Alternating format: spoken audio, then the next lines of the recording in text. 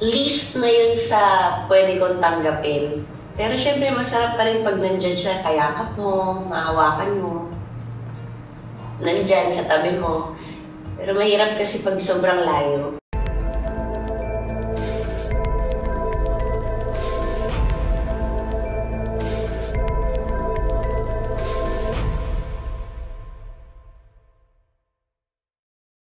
Ask Kim and Paolo, ano ang inyong reaksyon sa naging pagmamahal o pagyakap ng mga Pilipino at ibang lahi sa seryeng Linlang? Let's start off with Paolo. Paolo?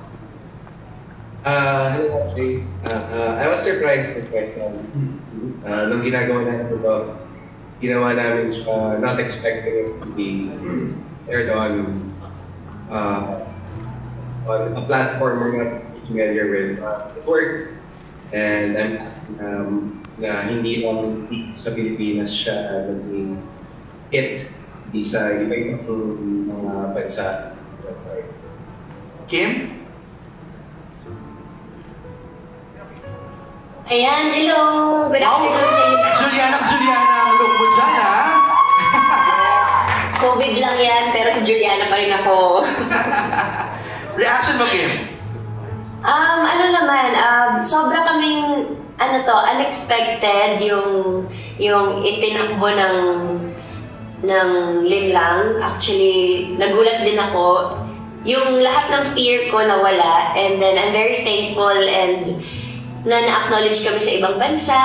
Yung mga bansa na hindi namin alam na nag-i-exist, napapanood nila yung Linlang, so malaki yung pasasalamat din namin sa Prime Video, syempre, sa pagkuha nila ng Linlang. And sa lahat ng mga taong ginagawa nilang barkada mode or parang family get-together ang pagnood ng Linlang, lalo na sa ibang bansa. So, it's a very big blessing for all of us. Actually, unexpected blessing, and we're very grateful for that. Kim, naalala mo yung nagkita tayo sa parang malapit sa studio ng ASAP, tapos parang sabi mo sa akin, ayoko na, parang after nito, mag-iiba na ako ng pangalan. Do you remember that? Oo.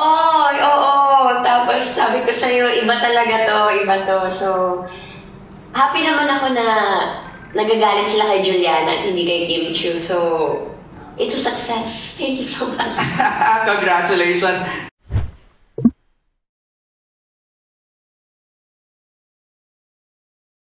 Pag given the chance, sana hindi. Pero kung wala talaga choice, try to make it work. Kim? Ako, depende naman kung gaano mo kamahal yung isang tao. Kung willing kang maghintay, kung willing ka. Pero, least na yun sa pwede kong tanggapin. Pero syempre, masarap pa rin pag nandyan siya, kayakap mo, mahawakan mo. Nandyan sa tabi mo. Pero mahirap kasi pag sobrang layo. Depende na lang kung gaano nyo kamahal ang isa't isa. Hindi ko pa naman na-experience.